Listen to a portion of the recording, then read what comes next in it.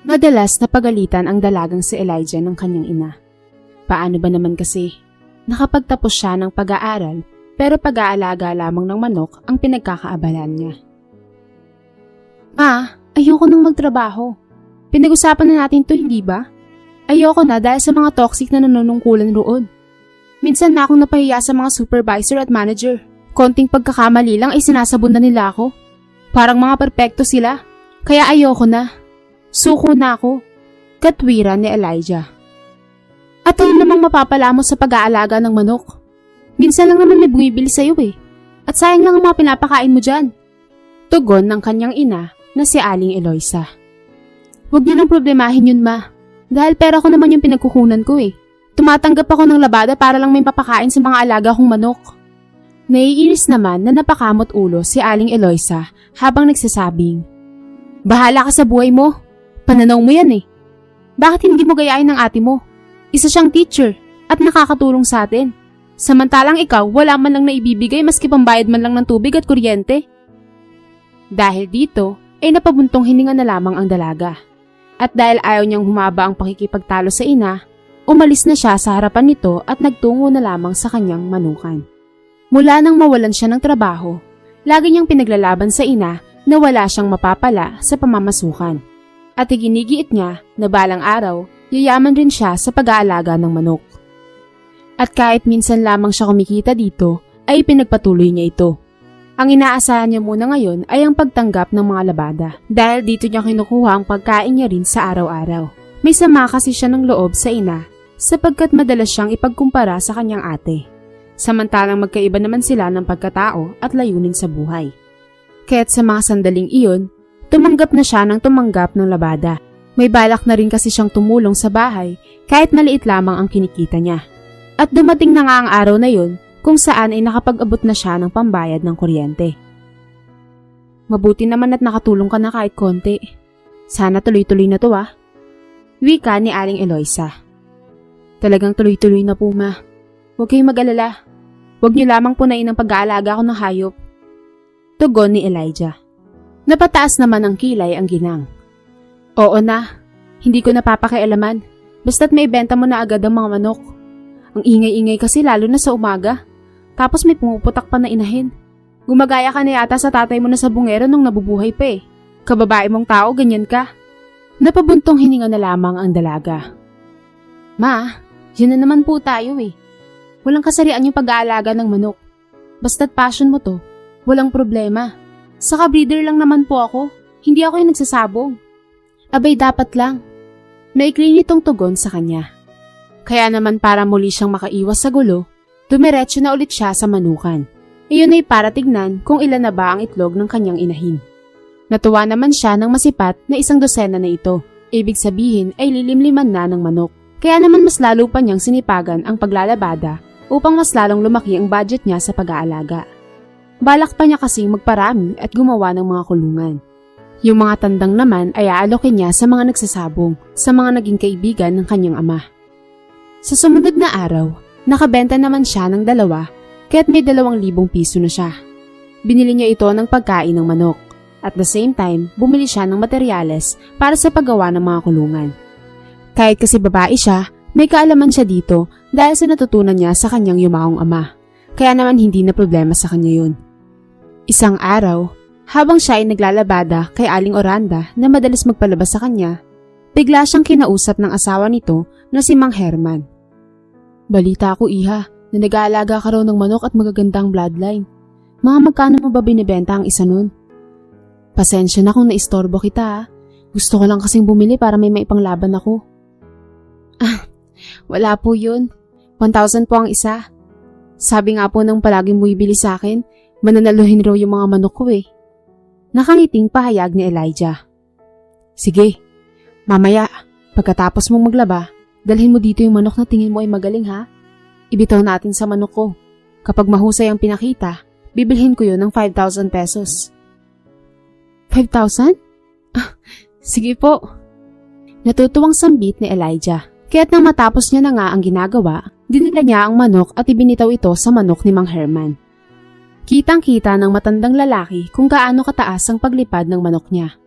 at kung gaano kabilis at kalakas ang pagpalo nito sa kalaban. Kaya't napagpasyahan nga nito sa huli na kunin na iyon at binayaran nga siya nito ng 5,000 piso. Kaya naman kahit papaano, pinertihan niya ang ina niya para wala itong masabi sa kanya. Mabuti na lamang dumaan ng ilang araw na hindi na rin siya nito pinag-iinitan.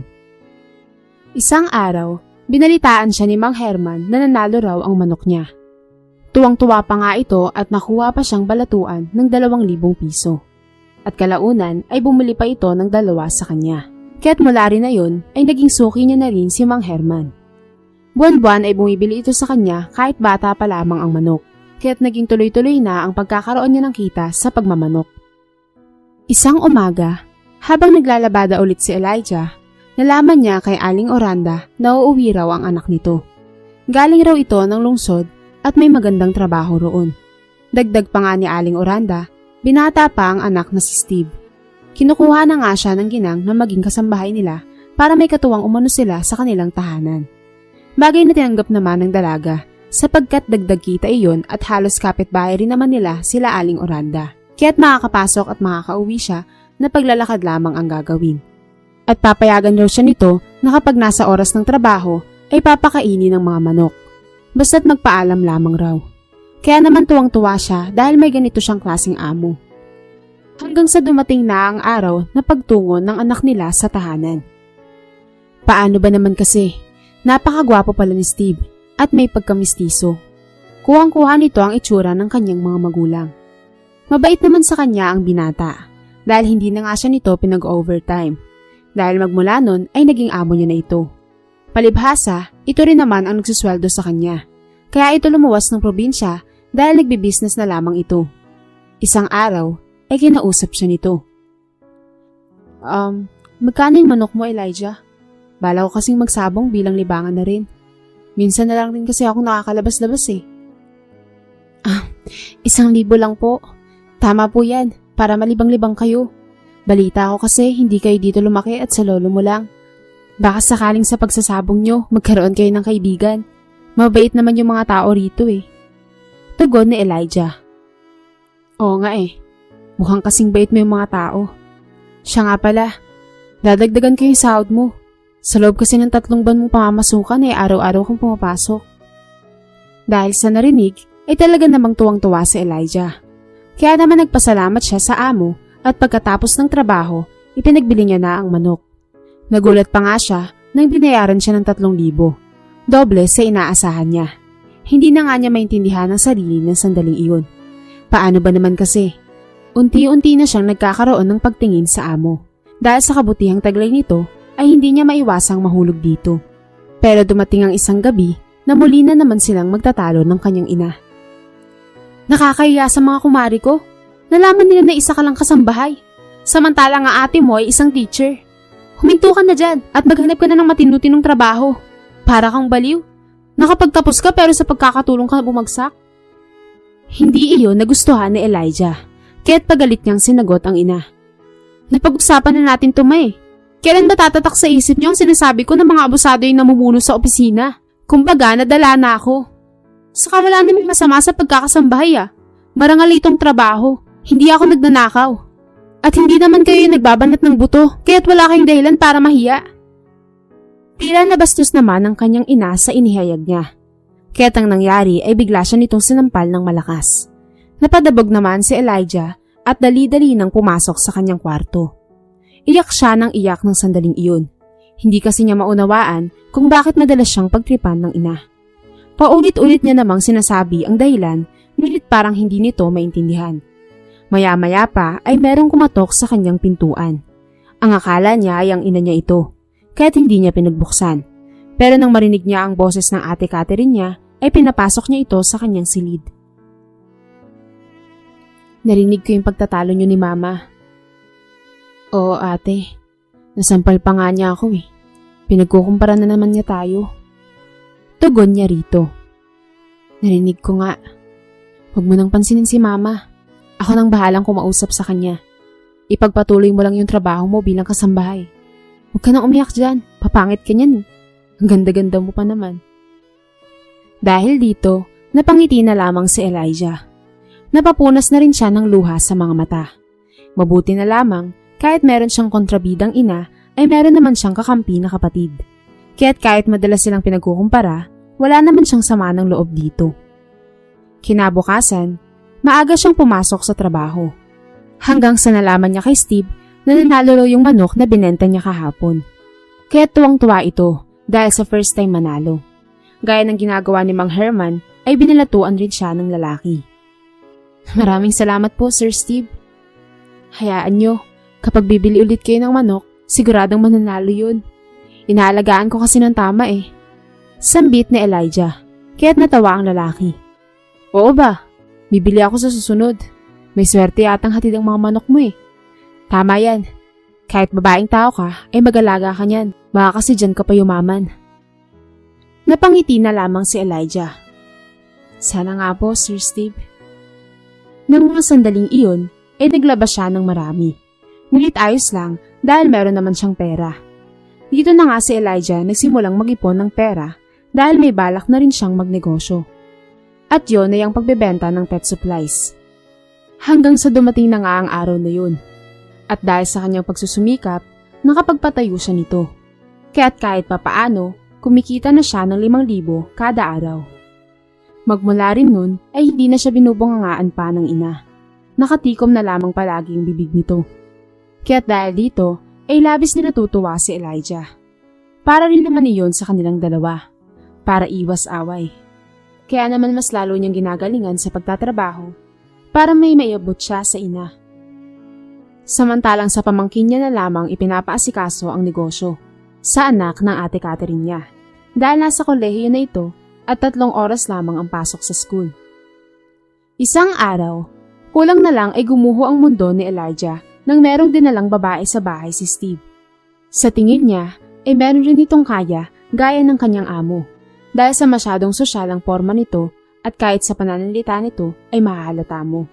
Sa itsura pa lang nito ay hindi na siya mananalo sa pagandahan at mas lalo pa siyang nasaktan nang malaman na girlfriend pala ito ni Steve.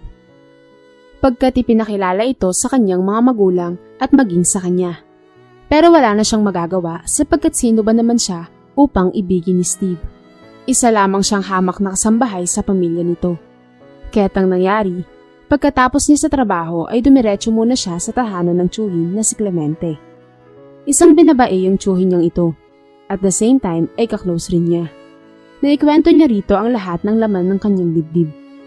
May gusto ka dun sa amo mo? At ngayon ay meron na siyang girlfriend? Nako, tanggapin mo na lang ang katotohanan, pamangkin. Namili na siya ng taong mamahalin, kaya't wala na tayong magagawa pa. Kung may pagtingin sa iyo ang amo mo, kahit sana isa ka lang kasambahay ay magagawa ka rin niyang ligawan. Pero hindi eh. Bakit kasi nagpapakatulong ka pa eh? Nakapagtapos ka naman at may negosyo ka na. Kung nadala ka man sa nakaraan mong trabaho, bakit ayaw mo namang mag-apply sa iba? O mag-focus ka na lang sa business mo? Sambit ng tiyuhin niya. Iyan nga po ang problema, tito eh. May takot rin ako na baka ganun rin yung mapapasukan ko. Kanila Steve lang ako nananatili dahil mabait naman talaga sila. Kaya nga lang, darug naman yung puso ko. Malungkot na tugon ni Elijah. Tanggapin mo na lang, iha. At mag-inuman na lang tayo para maalis yan. Pagyayaya pa ng Chong Clemente niya at napasubo naman siya sa kagustuhan nito. Kaya't ang nangyari, gabing-gabi na nakauwi si Elijah sa kanila.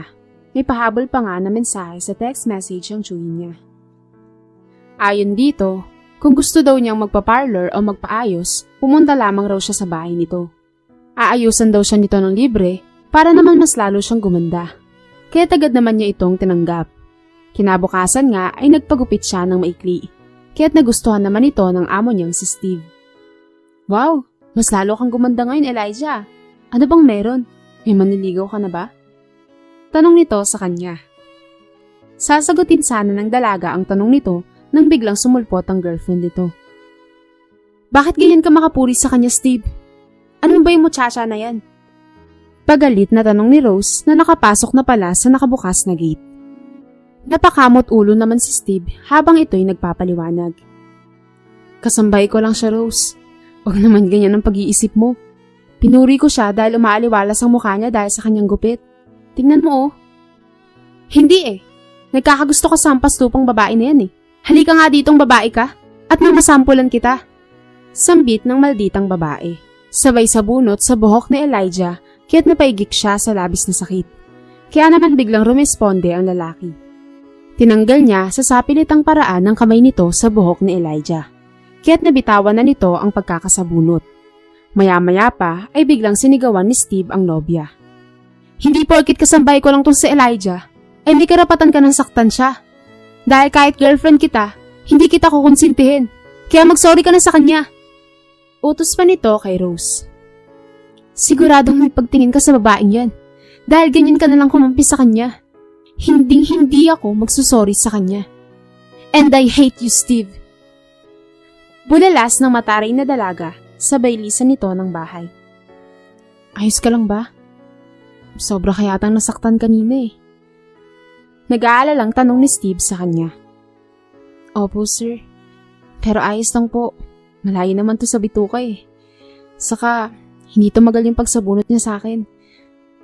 Kaya salamat, sir dahil pinagtanggol niyo ako. Sambit ni Elijah. Nako, wala yun.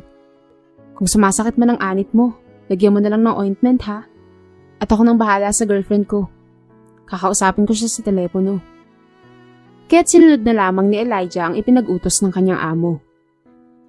Pero dumating ang araw na nagkasundo rin sina Steve at Rose. Kaya't kapag wala ang amo, ay palagi siya nitong hinahamak. Hindi naman ito nagpapatsyempo sa mga magulang ng binata. Baka kasi malaman nito na siya ay nilalait-lait. Bakit ba kasi ayaw mo pang umalis doon? Meron ka naman ng negosyo. Kaya nga lang, pinapaasikaso mo lang sa pamangkin mo. Payo ni Chong Clemente nang pumunta ulit si Elijah sa tahanan nito. Hindi ko nga rin po alam sa sarili ko, Chong eh.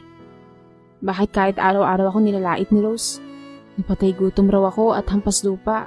Inanatili pa rin ako sa kanila. Parang bumabalik nga rin ulit yung masasamang karanasan ko sa trabaho dati eh. Pero pagdating ngayon, ay hindi ko pa rin magawang iwanan. Siguro ay dahil ayokong hindi nakikita sa Steve. Napakamot ulo na lamang ang tsuhin. Hay nako, pamangkin. Sadyang tinamaan ka na nga talaga sa lalaking yun. Kung ako sa'yo, mag-resign ka na dun at asikasuhin mo na lang yung munti mong negosyo. Bakit hindi mo ako gayahin? No boyfriend, but no problem. Less stress pa. At kumikita naman yung business mo Iyon na lang kasi. Ang hirap-hirap mga tulong, nagtsatsaga ka pa. Basta tito, magtsatsaga pa ako sa ugali ng bruhang yun. Sana nga hindi na yun pumunta-punta ng bahay Para hindi na ako malibadbaran sa pagmumukha ng feeling maganda na yun. Pero hayaan niyo po, kapag hindi ko na talaga kaya, ay magre-resign na ako. Aasikasuhin ko na lang yung business ko. Desisyon mo yan Kaya hindi kita mapipigilan. Basta, magsumbong ka na lang sa parents niya para maputol na ang sungay ng buhildang yun. Opo, tito. Tugon ni Elijah. At mabuti na lamang, sa mga sumunod na araw ay hindi na napapagawi ang maldita sa tahanan.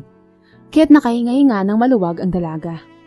Pero dumating ang araw na pagmamalupitan ulit siya nito. Nang minsan siyang utusan ni Steve na labhan ng mga damit nito, ay nadatnan siya ni Rose. Kaya naman hindi niya akalain na susunggaban siya nito. Bigla siya nitong hinawakan sa ulo at maya-maya'y inilublob ang mukha niya sa tubig ng washing machine. Kaya't hinawakan niya ang kamay nito at pilit na inaahon ang mukha mula sa pagkakalubog. Pero sadyang malakas ang babae. Ininungudgud talaga siya nito mula sa tubig.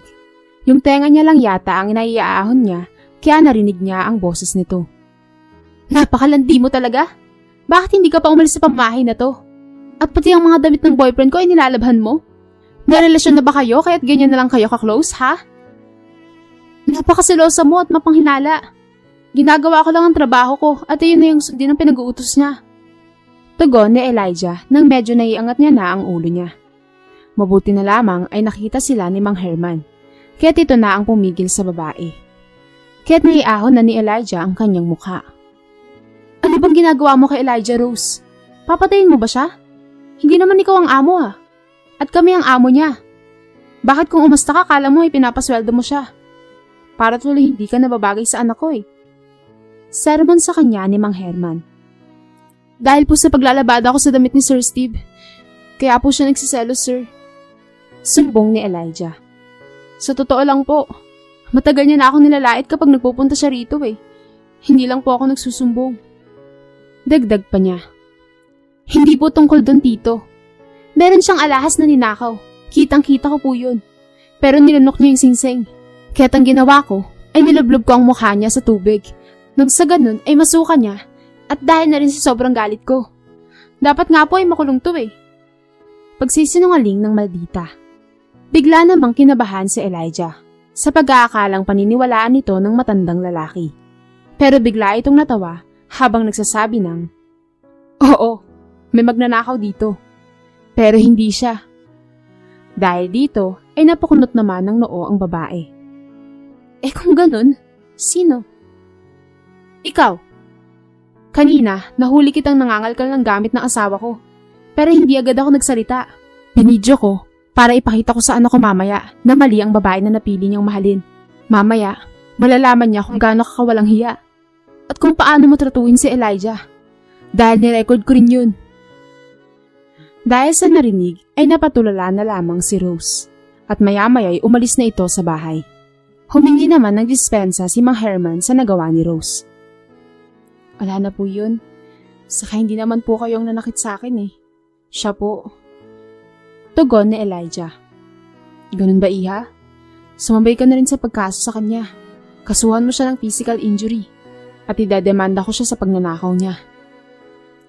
Dahil sa kagustuhan niya na makamit ang katarungan sa pinagagawa sa kanya ni Rose, pumayag siya sa kagustuhan ni Mang Herman.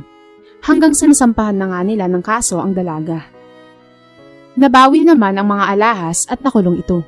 Sa pagbisita nga ni Elijah sa kulungan ay humingi ito ng tawad sa kanya. Ayon dito, selos lang raw talaga ang dahilan kung bakit niya nagawa yun. Pinatawad naman ito ni Elijah dahil kitang-kita naman ang pagsisisi nito. Pero hindi siya nagpaareglo. Nalaman rin niya mula kay Steve na niloloko pala ito ni Rose. Ngayon lang rin kasi nalaman ng binata na may iba pa pala itong karelasyon. Kaya't dahil sa hindi matanggap ni Steve ang kabiguan, ay palagi na itong umiinom ng alak. Pero kalaunan ay unti-unti na nitong natatanggap ang lahat. Dahil sa mga payo ni Elijah, sa huli ay naging magkaibigan na sila ni Steve at di nagtagal ay naging magkarelasyon na. Hindi naman naging tutol ang mga magulang nito at kahit ang pamilya ng dalaga sa kanilang pagmamahalan. Kahit magnobyo at magnobya na sila, ay bumibili pa rin si Steve ng manok sa kanya. Madalas pa nga ang mga itong manalo, kaya't hati sila sa napapanalunan. Sinubukan na rin ni Elijah na magsabong. Minsan italo siya, pero madalas namang nananalo. Hindi na siya nagkakasambahay ng sandaling iyon. At sa halip ay nag-focus na lamang siya sa negosyo niya na pet supplies, na ngayon ay mas lumalago na dahil sa palagiang pagkakapanalo sa sabong. Humingi na rin ng tawad ang ina niya na si Aling Eloisa. Nagsisisi ito kung bakit madalas ipagkumpara sila ng ate niya, gayon sa pagmamanok pala talaga aasenso sa Elijah. At dahil mahal na mahal niya ang ina, kaya't napatawad niya naman ito. Nagkayakapan pa nga sila habang lumuluhan ng dahil sa ligaya. Sa West lamang kinasal sina Elijah at Steve. Dahil gusto lamang nila ng simpleng selebrasyon. Pero dumalo naman sa kanilang kasal ang pamilya niya at ang pamilya ng mister niya. Mula nito ay nagtutulungan silang mag-asawa sa pagpaparami ng manok. Kumuha na nga sila ng malawak na lote para sa pagbibreed nila nito. Gastos iyon ng kanyang mister. Hindi na sila nagsasabong ng sandaling iyon. Pinangangambahan kasi nila ang pagkalugi at sa halip ay nagbebenta na lamang sila sa mga kliyente. Marami naman kasi talagang bumibili sa kanila dahil ang bloodline ng kanilang manok ay mananaluhin. Araw-araw ay may bumibili sa kanila sa malaking halaga. Samantala, minsan, bago matulog si Elijah sa gabi ay napapaisip siya. Mukhang tama ang pasyon na pinili niya. Dahil sino ba namang mag-aakala na sa pag-uumpisa niya noon sa pakonti-konting manok lamang sa likod ng bahay ay ngayon ay malaki na ang kanilang manukan. Talagang nagtutulungan silang mag-asawa sa pagpaparami nito. Dugot pawis ang inalay nila dito. At idagdag pa ang mga pet supplies ni Elijah na personal niyang negosyo. Dahil ngayon ay may 3 branch na siya nito. Ipinagpapasalamat niya ang tagumpay na nakamit sa Panginoon.